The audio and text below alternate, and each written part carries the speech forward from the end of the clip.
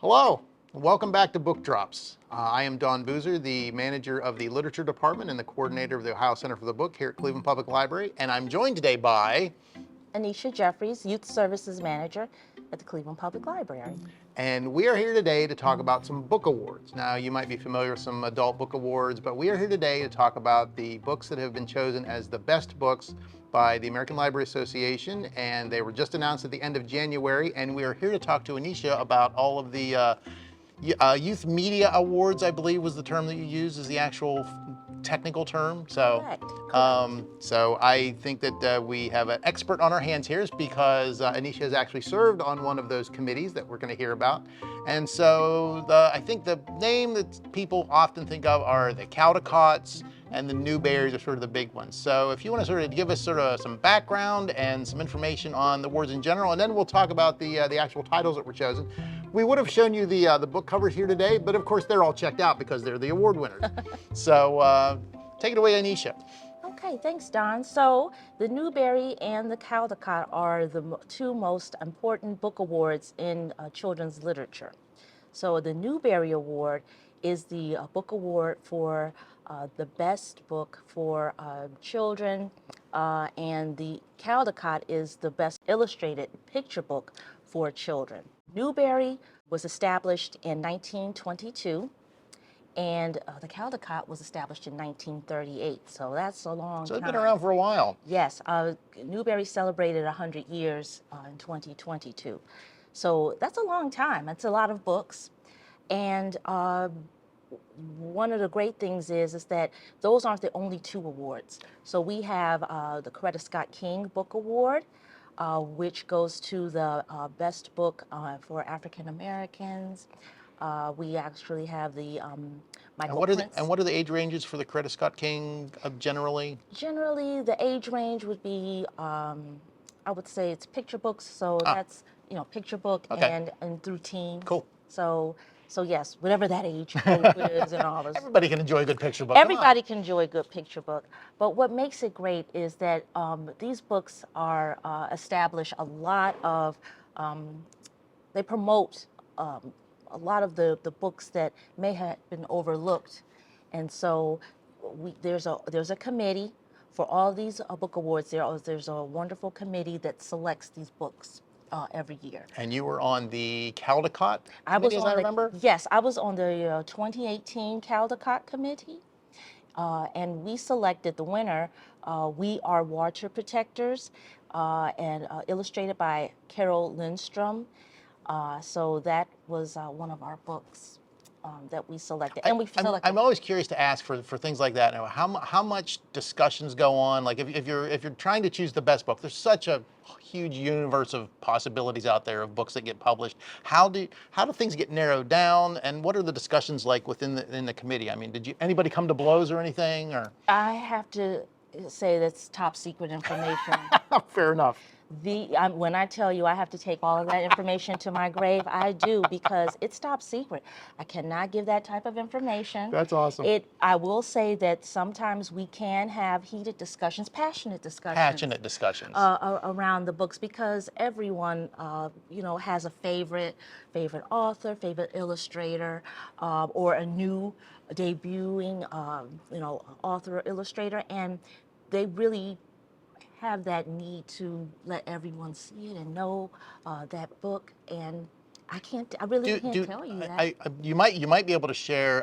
Do the members of the committee nominate the books, or is it just sort of like from the publishers, or how does the initial sort of this is going to be a great book sort of come to light? So we send out an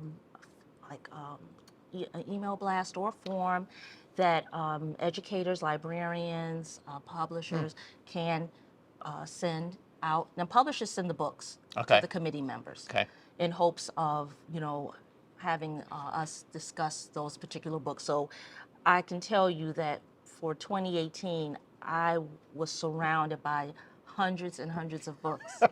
I mean, boxes of books, and anyone that has served on a committee can tell you that you and the mailman form a wonderful relationship. You're on a first-name basis. Yes. I mean, boxes and boxes. I do not exaggerate when I tell you that. And It's wonderful because, you know, after you've served on the committee, you can distribute those books to maybe media specialists at a school or an organization that is in need of books. So That's great. I can tell you that there's so many people that nominate the books. And So it's definitely people who are yes. involved, like you said, librarians and school librarians and teachers and publishers, and so everybody who has a vested interest in getting kids to read. So they actually have what they call mock Newbery, mock Caldecott awards, where they vote before the awards are announced. oh wow. And they predict, you know, just like with the Oh yeah. Oscars. Oh you sure, know, yeah. The predict, like, Pulitzer and all that kind of thing. It's the same way with those big name awards for kids' books. So that's great. And it's fun to be involved in something like that, because you're on the edge of your seat to see who was going to win that prestigious award. Exactly.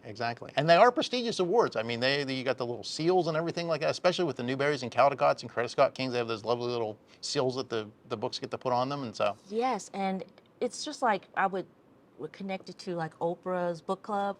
You know, once those awards are announced, it changes lives. It changes lives of the illustrator. It changes lives of the authors, and you know, nothing's ever the same again for them. I know when Wolf in the Snow by Matthew Cordell, when he won the Caldecott for 2018, every year he sends the committee Christmas cards. And I always think, oh wow, thank you. Yeah, you know, yeah. You know, he said that changed his life, getting that's that wild. award. So we were talking briefly before we started recording today that it's sometimes surprising that you said there are both winners as well as honor books. And it's always sometimes interesting to think about the books that you think would, like, oh, they're just classic. They've obviously won, you know, the award, and the one you had actually the one book we were able to grab off the shelf. Yes, and one of my favorite books, which is Charlotte's Web by E.B. White. Now, you would have thought that this masterpiece of a book would have won the Newbery Award, but it did not. It won the honor. It was the runner-up. And I was always surprised at that because, you know, it's a classic. When you say Charlotte's Web, everyone has a fond memory of the book. Or even the cartoon. The cartoon's classic now, oh my too. Goodness, the cartoon with Debbie Reynolds as Charlotte. And I was mentioning beforehand that, Don, that the first passage in Charlotte's Web is like, you know, you're riveted. And so the first passage is, "Where's Papa going with that axe?" So it's That's like, a great first line. It is. It's a great first line, and you're riveted. You're like, what's going on? So. And that's the kind of writing that the awards champion, that they want to show people. And I mean, whenever Charlotte's Web was first published, I mean, nobody knew what Charlotte's Web was. It was a newly published book. You know, hey, what's this? And to get that sort of recognition for it, I think is just very cool. And I think that what you were spot on about recognition. Once the awards are announced, whether that be Caldecott, Michael Prince, Pure Belpre, the recognition is there.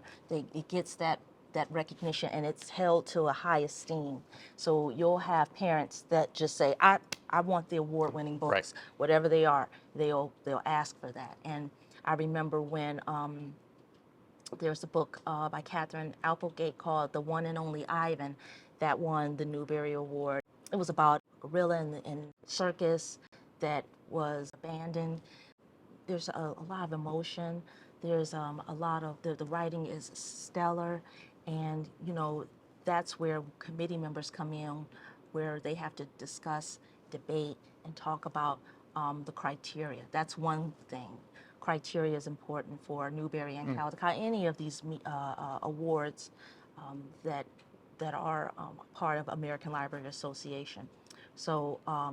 And that is the thing. If parents are looking for kids, or if grandparents are looking for books for kids, you know, it's never a bad place to start with a Newbery or a Caldecott or one of the other award winners. That, you know, it's been vetted, it's been looked at, it's been, you know, it's quality stuff. You know, whether the illustrations, the writing, the whole package.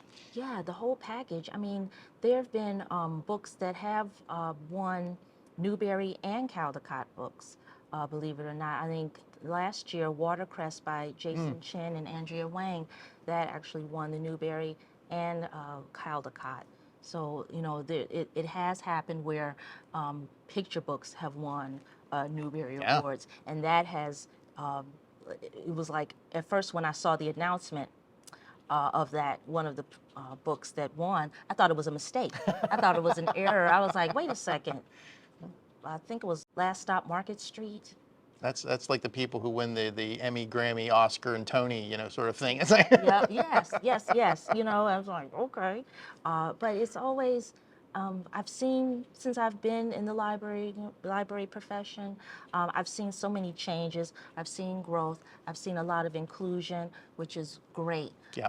Especially with We Need Diverse Books. I've seen that change go from just, you know, no books with inclusivity, but books now that run the gamut that has that. And I think having that change is good for not only the publishing field, but good for libraries, schools Yep. that can Everybody assign sees these books. themselves reflected whenever they're Yes. reading. So yeah, It's I agree. always good. So So the yes. awards every year are announced at the end of January or in January at the conference that the American Library Association has. Do I have that right? Yes, you're right. It used to be called Midwinter, but now it's Library Learn X, so it's LLX. And they have what they call their Youth Media Awards. And it's like the Oscars a little bit, but everyone, it used to be where it was standing room only. You could, you know, you had to get up early to get a seat Wow. So in the they're announced auditorium. publicly, as in like They there's a big, live, like live. Yep. They have it on the web, simulcast live, and each of the chairs from the awards will announce the winners, and everyone is cheering, and you can just hear. I mean, it's just wonderful. Oh, that's great. The crowd goes wild. And as I remember, I think you said it's the Association for Library Services to Children that announces the awards, Yes, which it's is a division of ALCS. ALA. ALSC. I'm chomping at the bit here to find out who actually won this year. So, would you like to share some titles and some sort of short summaries of the winners Sure. from this year? The winner was Hot Dog. Winner is Hot Dog, written by Doug Delati, and it was illustrated by him as well. It says it's possibly the perfect picture book in terms of the interplay of text and art. The expert uses picture book form, the way panels shift from the claustrophobic vertical panels of the city to the expansive horizontal panels of the island escape, and the enormous child appeal in both story and art. I would suggest that you could check it out at your local library if you want to actually view it and see it. Now, there was one winner for the Caldecott, but 4 Caldecott honors. And that's one thing, too. You can have 3, 2, the committee can select how many honor books there Oh, are. I didn't realize that. So there's So not you a can. set number of runners up. No. One of the honor books for Caldecott was Ain't Burned All the Bright by Jason Griffin and illustrated by Jason Reynolds. So it's that was another title, and the second one was called Berry Song, illustrated by Michaela Gold. So she won the honor for Berry Song. Night Owl, illustrated by Christopher Denise, a Christy Avatavino book. And so that's Night Owl, and Choosing Brave, which I have to say is my absolute favorite. That one is Choosing Brave, how Mamie Till Mobley and Emmett Till sparked the civil rights movement. Oh, wow. And it was illustrated by Janelle Washington and written by Angela Joy. And I will say, I had the fortunate honor of meeting both of them Oh, wow. last year at Annual. And this book is amazing. The illustrator, she cuts detailed illustrations. Okay. And it's a first, and I was praying that they would get some recognition. So by it getting an honor, I'm so happy. It's one of my favorite books. I would highly recommend anyone checking that book out, purchasing it, but really checking it out. Check it out. Try it out first and then buy it. Yes. Well, but that's a good book. I think you bring up a really good point, because I mean the picture books, I think sometimes people think of picture books as frivolous or just for kids, or it's like, you know, but you can really have some impactful either biographies or nonfiction in a picture book format as well. And it can be enjoyed both by kids and by adults alike even. Yes, you're never too old for a picture book. I always tell parents that. You know, you can be 99, 89, or however, whatever age, and still enjoy a picture book. It's so important to know that at all ages. So I love it when, you know, we had a parent here yesterday.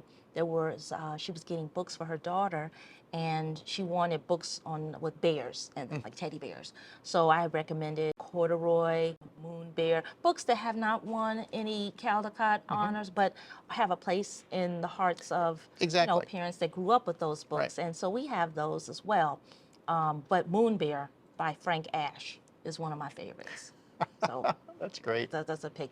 Not an award-winning book, but one of my favorites. So those were the Caldecotts. So Yes. the Caldecotts are the picture books, specifically the awards for the picture books. Yes, and Okay. that was and those were the best, and that's it. No Okay. more, nothing Okay. else. Okay. No, I'm kidding. But for the Newbery, And Newberries can be illustrated, but they're more prose. no, Or tell me, oh, there's please, no- please instruct me. no. So okay, so like I mentioned before, a Newbery book, it doesn't have to be like a novel, Okay. right? Like that. It can have picture books. There was a book last Okay. stop on Market Street, I believe, won the Newbery Award. Some books, like you said, can have prose, Okay. like The Crossover by Kwame Alexander. That actually won the Newbery as well. So that it runs a gamut. Okay. And it depends if it meets the criteria in the award, then that it says it all. Okay. Okay. So there's no set, because I know that there was an uproar when the picture book won the Newbery Award that year. So people were like, "Wait a minute, that's a picture book," and the committee stood their ground, which I was so happy to see. They stood their ground, and I'm glad. It doesn't have to It be did what this, and this. yeah, That's- it met it's it met eligible. all the categories in place. So yes, it met those, um, and rightfully so. I know that I hate to always, but sometimes I read like the comments in Goodreads, like for the mock Caldecott and the mock Newbery, just to hear what the rumblings are, whether they liked what was selected or not. And some people are like, well, how come this book, this book was the greatest book ever, and how come that book didn't win? And I want to type in and say, hey, sometimes it's not about what we like, although there are books that you like, but do they fit Right, in that right. that criteria? Exactly. Do Here's they the criteria. Are they Read the outstanding? criteria. How do they Yeah. meet? How do they meet those standards that all the other books almost met, Yep. but didn't quite fit Yeah. that? Oh, yeah. That makes a lot of sense. Yeah. And so yeah. yes, it's like yes, I have favorite authors. Yes, I have favorite illustrators, but that doesn't necessarily mean that I'm going to just because I like them. Right. I'm going to pick them. Right. Yep. Yep. Yeah. Yeah. Very good. Do you have any of the Newbery titles that you would like to share by any chance? Yes. The 2023 Newbery Medal for the most distinguished contribution to children's literature went to Amina Lukeman Dawson for Free Water. And Free Water is a powerful and emotional, thrilling story of resistance with expert characterization with a lush, vivid setting. Lukeman Dawson creates a remarkable narrative based on the real history of Maroon communities. Now, there were also 3 Newbery Honor books that were mentioned. Aviles Explains It All by Andrea Batiste Arango, and The Last Mapmaker by CHRISTINA SOONTORNVAT, and Maisie Chen's Last Chance by Lisa Yee. So those are 3 honor books for the Newbery Awards. I think one of the takeaways, at least for me, is that there's so much out there that I think people don't even think of whenever they think of award winners for things. And I think this is a great introduction to the fact that there are so many prestigious awards for children's books, but from almost from birth to like through your teenage years.